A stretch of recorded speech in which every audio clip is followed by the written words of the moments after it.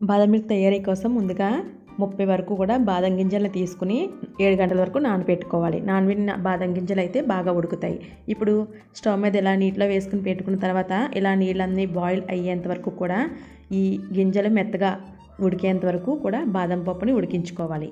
ఇవి ఇలా మరుగుతూ ఉండగా మరొక పక్కన ఒక స్టీల్ గిన్నెని పెట్టుకుని 1/2 లీటర్ వరకు కూడా ఫుల్ క్రీమ్ మిల్క్ని తీసుకోవాలండి. ఫ్యాట్లెస్ అస్సలు పనిచేయదు. ఫుల్ క్రీమ్ మిల్క్ అయితేనే మనకి పాలు అనేవి బాదం పాలు అనేవి చక్కగా ఉంటాయి.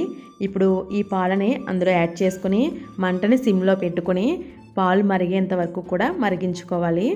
ఇప్పుడు ఇలా ఉడికిన బాదం పప్పులను తీసుకుని ఇలా స్ట్రైనర్లో వేసుకుని వేడిగా ఉన్నప్పుడే ట్యాప్ కింద పెట్టి ఒకసారి చన్నీళ్ళతో కడగాలి.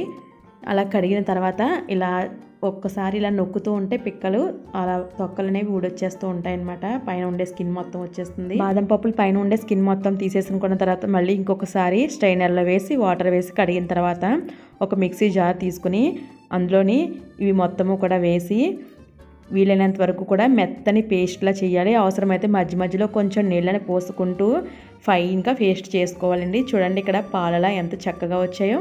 ఇలా మొత్తం ఫైన్గా పేస్ట్ అయ్యేంత వరకు కూడా గ్రైండ్ చేసుకోవాలి. ఇప్పుడు దీన్ని తీసుకుని పక్కన పెట్టుకోవాలి. ఇక్కడ మరొక పక్క చూసినట్టయితే పాలు అనేవి పొంగు వచ్చాయి. ఇలా పొంగు వచ్చినప్పుడు ఏదైనా చెక్కగరిటె పట్టుకొని ఇలా తీసి అలా చూసారు కదా మొత్తం పైన ఉన్న మేగడని మొత్తం ఇలా పాలలో కలిసే విధంగా కలుపుతూ ఉండాలి. పక్కన అతుక్కున్న మేగడను కూడా ఇలాగ గరిటెతో తీసేస్తూ ఉండండి. ఇప్పుడు ఇందులోని 1/2 కప్పు వరకు కూడా పంచదారని యాడ్ చేసుకోవాలి. మీరు తినే షుగర్ని బట్టి ఎక్కువ తక్కువగా యాడ్ చేసుకోండి చూసుకొని. ఇప్పుడు ఇలా పాలు మరిగిపోయిన తర్వాత ఇందులోని మనం ముందుగా రెడీ చేసి పెట్టుకున్న బాదం పాలు ఉన్నాయి కదా, మెత్తగా పేస్ట్ చేసుకున్న పేస్ట్ని యాడ్ చేసుకోవాలి. అది యాడ్ చేసిన తర్వాత ఇంకొకసారి ఇలా బాగా తిప్పుతూ కలుపుతూ ఉండాలి. ఇలా పాలు మరుగుతూ చిక్కబడుతూ ఉన్నాయి కదా, ఇప్పుడు ఇందులోని మనము ఒక 2 ఇలాచీలను చితకొట్టి ఇందులో వేస్తున్నానండి నేను ఇలాచీ పౌడరు. ఒకవేళ మీ దగ్గర కుంకుమ పువ్వు ఉంటే వేసుకోండి. నా దగ్గర అది అవైలబుల్లో లేదు. కుంకుమ పువ్వు వేసుకున్నట్టయితే మీకు మంచి కలరు టేస్ట్ కూడా బాగుంటుంది. సో నాకు ఇక్కడ అవైలబుల్లో లేదు కాబట్టి నేను ఇక్కడ ఇలాచీ వేస్తున్నాను. ఇలాచీ కూడా బెస్ట్గా ఉంటుందండి. టేస్ట్ అనేది చాలా బాగుంటుంది. ఇప్పుడు దీనికి కొంచెం కలర్ కోసం కొంచెం ఫుడ్ కలర్ని అయితే యాడ్ చేస్తున్నాను. ఎల్లో ఫుడ్ కలర్ని పించ్ ఆఫ్ యాడ్ చేస్తే కలర్ మొత్తం కలిసిపోయేలా బాగా కలుపుకోవాలి. ఇక్కడ మనకి బాదం పాలు కన్సిస్టెన్సీ అనేది వచ్చేసింది. మీకు ఒకసారి చూసినట్టయితే దగ్గర నుంచి ఇక్కడ మీకు ఈ కన్సిస్టెన్సీలో కనిపిస్తుంది. అంటే చిక్కగా ఉంది కదా, అంటే ఇక్కడ మీకు బాదం పాలు అనేవి రెడీ అయిపోయాయి.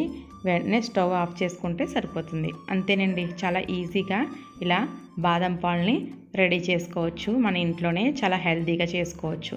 ఇంకేముంది, వేడివేడిగా కావాలితే వేడిగా, చల్లగా కావాలితే ఫ్రిడ్జ్లో పెట్టుకొని సర్వ్ చేసుకోవడమే. ఇక్కడ ఎలా తీసుకున్నా కానీ టేస్ట్ అనేది సూపర్గా ఉంటుంది.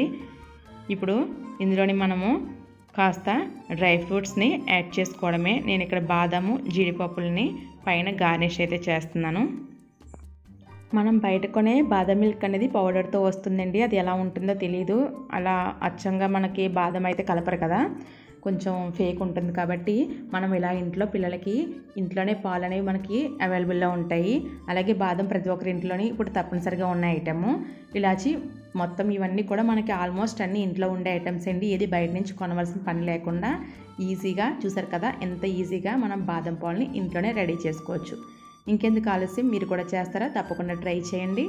అలాగే ఈ వీడియో మీకు నచ్చినట్టయితే తప్పకుండా లైక్ చేయండి.